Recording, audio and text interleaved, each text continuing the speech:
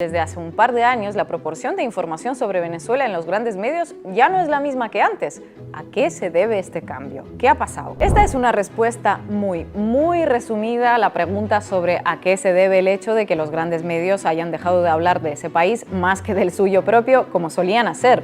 Palabras como hiperinflación, mega devaluación, crisis humanitaria, derrumbe petrolero y hasta el éxodo venezolano ya no sirven para describir la situación económica y social venezolana, que por muy frágil que parezca todavía, ahora mismo está dando señales de una mejora importante. Durante años, la economía venezolana ha estado sumida en un escenario muy turbulento. En 2015 se produce el primer golpe, cuyos estragos se prolongarían por años. Se derrumban los precios del petróleo.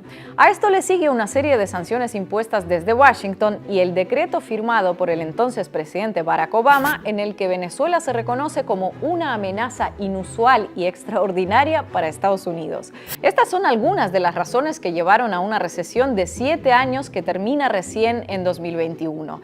7 años marcados por episodios de hiperinflación, cuando los bolívares llegaron a usarse para money art o manualidades hechas con billetes, bajísimos sueldos de funcionarios públicos y una crisis migratoria que los medios bautizaron como el éxodo venezolano. Este gráfico vale más que 1000 explicaciones para dimensionar la crisis que atravesó el país. En 7 años, el PIB de Venezuela se contrajo en un 83%. De manera que el crecimiento récord del que estamos hablando ahora es un crecimiento que es impresionante en términos porcentuales, pero que hay que verlo en su contexto. En primer lugar, aunque no necesariamente el más importante, los precios del petróleo han aumentado. Algunas sanciones se están levantando paulatinamente porque al sancionar a Rusia, Estados Unidos provocó también una mayor escasez de petróleo y el que puede aliviar la situación forma parte del eje del mal. Entonces, para paliar las consecuencias de sus propias decisiones, tocó elegir de ese eje del mal el mal menor. Y era Venezuela, que ahora podrá volver a vender su petróleo a empresas de Estados Unidos. Otro factor del crecimiento venezolano también tiene que ver con el petróleo, pero más bien con su producción. El petróleo desde siempre ha sido la principal fuente de riqueza de Venezuela. El país cuenta con las mayores reservas probadas del mundo y en 1998 llegó a producir más de 3 millones de barriles diarios. En noviembre de 2020, la producción de petróleo tocó fondo, cayendo a 434.000 barriles al día. Fue un derrumbe histórico. Sin embargo, desde entonces, ese volumen de producción casi se duplicó. No es ni de lejos los 3 millones de barriles de antaño, pero es un avance importante. Entonces, resumiendo, aumentan los precios del petróleo, aumenta la producción petrolera, se alivian algunas sanciones. Esto en conjunto termina teniendo un efecto en el sector no petrolero. Suben los ingresos, sube la demanda de bienes y servicios, sube la oferta también y los puestos de trabajo, todo se retroalimenta.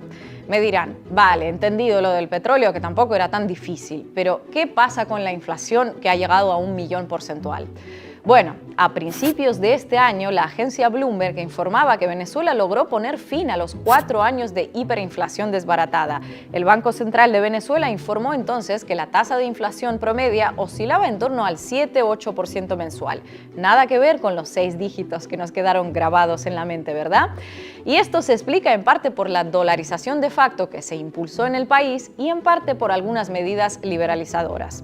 Así, hoy por hoy, algunas aerolíneas anunciaron que buscan restablecer vuelos a Venezuela, algunos artistas ya van de gira al país y hasta del éxodo venezolano se dejó de hablar.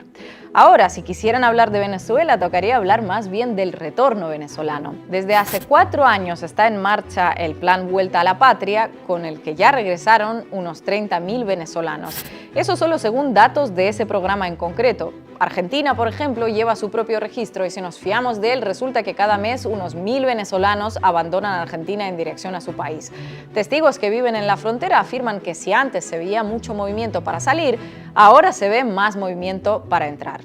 Pero, qué positivo el panorama, me dirán. Seguro que te pagó Maduro para que saques el tema, confiesa.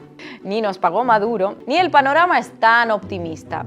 Que está mejor de lo que estaba hace unos pocos años, es un hecho indiscutible. Pero el otro hecho indiscutible es que está todavía muy lejos de donde estaba hace una década.